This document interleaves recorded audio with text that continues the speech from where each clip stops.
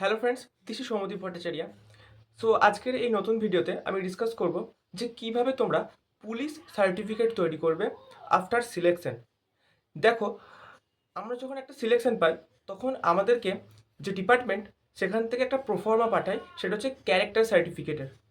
আমি বলেছিলাম যে আমার ডিপার্টমেন্ট থেকে ডকুমেন্ট এসেছে এবং সেগুলোকে তৈরি করে পাঠাতে হবে। আমি আগের দিনের ভিডিওতে আমি আমার মেডিকেল কিভাবে করালাম সেটা ডিসকাস করেছি, তোমরা দেখে নিও যদি কেউ না দেখলে।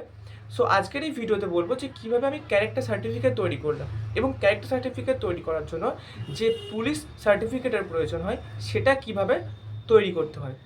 তো দেখো, ক্যারেক্টার সার্টিফিকেটের উপরে সাইন প্রয়োজন হয় এসডিএম, ডিএম বা যে কোনো ফার্স্ট ক্লাস এক্সিকিউটিভ ম্যাজিস্ট্রেটের। সেটা ডিপার্টমেন্ট থেকে ওই ফরম্যাটের ওপরে লিখেই দেয়। ওকে, কিন্তু উনি ডাইরেক্ট সাইন দেবেন না।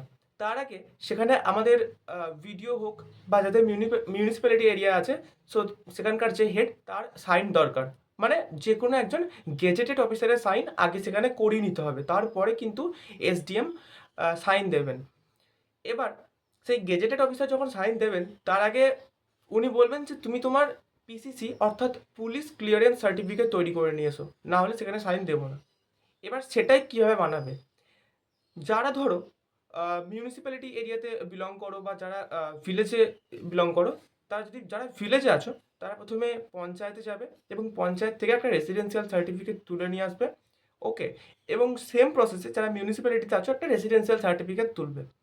সেটা তোলার পর তার সাথে তোমাকে অ্যাড অন করতে হবে কি না, একটা দরখাস্ত যে কেন তুমি পিসিসি নিচ্ছ থানা থেকে, তার সাথে তোমার আধার কার্ড, ভোটার কার্ড এবং তোমাকে ডিপার্টমেন্ট থেকে একটা ডকুমেন্ট পাঠাবে ভেরিফিকেশনের ফরম্যাট, সেই ফরম্যাটের জেরক্স যে এই কারণের জন্য তুমি নিতে চাইছো।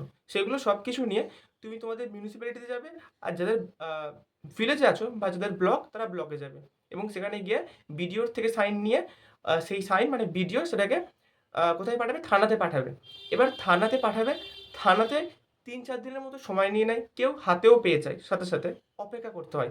সো সেইভাবে তুমি থানাতে যাবে এবং থানাতে গিয়ে ওই ডকুমেন্ট দেখিয়ে বলবে যে আমার পিসিসি প্রয়োজন, এই কারণের জন্য এসেছি। তারা বুঝে যাবে অলরেডি তাকে বিডিও বা মিউনিসিপ্যালিটি হেড পাঠিয়ে দিয়েছেন। ওকে, সো এরপরে থানা তোমাকে টাইম দেবে যে এত ঘন্টা বসো বা এতদিন পর এসো, যা একটা টাইম দেবে। ডিপেন্ড করছে তোমার কত তাড়াতাড়ি প্রয়োজন আর তোমার থানা কতটা কোঅপারেটিভ তোমার সাথে। ওকে, সো এইভাবে ওই যে পিসিসি সেখানে যে ওসি থাকেন সেই ওসি সাইন দেবেন এবং তার সাথে তার নিচের লেভেলের কোনো একজন অফিসারকে দিয়ে সাইন করিয়ে নেবেন ওই ডকুমেন্টের ওপরে এবং তোমার পিসিসিটা তৈরি হয়ে যাবে।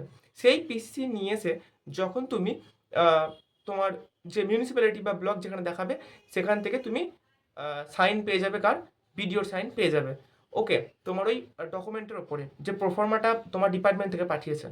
এরপরে সেই প্রোফর্মা নিয়ে তোমাকে যেতে হবে কোথায়, এসডিও বা এসডিএম এর যে অফিস সেখানে।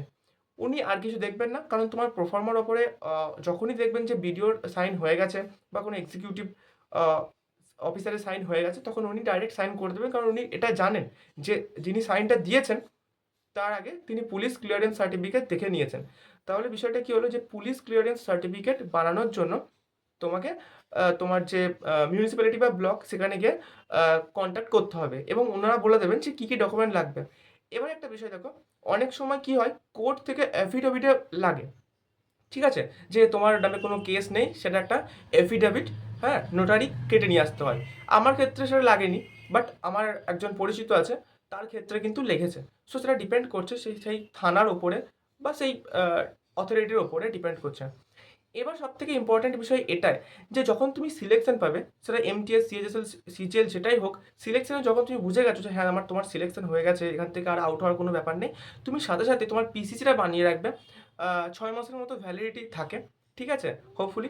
তো সেই পিসিসি বানিয়ে রাখলে তোমাকে আর এই হ্যাপাটা হতে হবে না, তুমি ডাইরেক্ট সেটা বিডিও বা মিউনিসিপ্যালিটিতে অ্যাপ্লাই করে তুমি এসডিএম এর সাইনটা পেয়ে যাবে। আমাকে আমার যে সিনিয়র ছিলেন সে বলেছিল যে তুমি এটা বানিয়ে রাখো, বাট আমি বানিয়ে রাখিনি, সেই জন্য আমাকে একটুখানি সমস্যা হয়েছিল। বাট হাতে লোক থাকার জন্য তাড়াতাড়ি পেয়ে গেছিলাম, যেহেতু আমাকে ডিপার্টমেন্টে আমার ডকুমেন্টটা পাঠাতে হবে। তাই আমি বলবো যে পিসিসি বা এই যে পুলিশ সার্টিফিকেট সেটা তোমার যখনই সিলেকশন হবে তুমি বানিয়ে নাও, ঠিক আছে, তাহলে খুব সুবিধা হবে। এরপরে তুমি দেখবে যখনই ডকুমেন্ট আসবে মেডিকেলের একটা সমস্যা থাকবে, তারপরে এই দিকের এই এসডিএম এর সাইন, তো সব কিছু নিয়ে একটা বেশ চাপের পরিবেশ সৃষ্টি হয়ে যাবে যখন তুমি এই ডকুমেন্টগুলো বানাবে। সো পিসিসিটা তোমরা বানিয়ে নিও কোনো একটা সিলেকশনের পরই।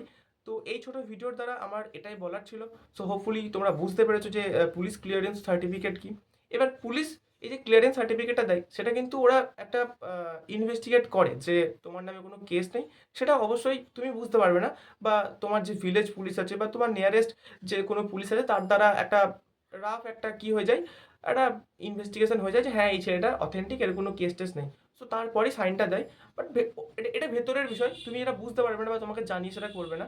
বাট যাই হোক, এতটুকুই ছিল আজকের ভিডিওতে বলার। আমি তো অলরেডি একটা সিরিজ করছি যেখানে আফটার সিলেকশন কী কী প্রসেস করতে হয়, তো এটাও একটা সেই প্রসেসের মধ্যেই পড়ে। তো মেডিকেল যেমন আগেরটাই করেছি, এটাতে আমি করলাম পুলিশ সার্টিফিকেট। সো মূলত এই দুটো জিনিস নিয়েই কিন্তু তোমার ডকুমেন্টগুলো তৈরি হয়ে যায়।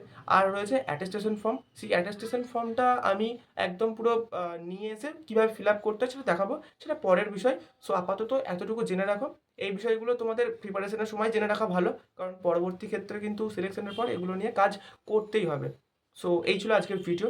ভিডিও যদি ইনফরমেটিভ লাগে তো অবশ্যই সাবস্ক্রাইব করে দিও, আর চ্যানেলের সাথে যুক্ত হয়ে যাও, টেলিগ্রাম চ্যানেলে যুক্ত হয়ে যাও, আর চাইলে আমাকে ইনস্টাগ্রামে তোমরা ফলো করতে পারো। So thank you.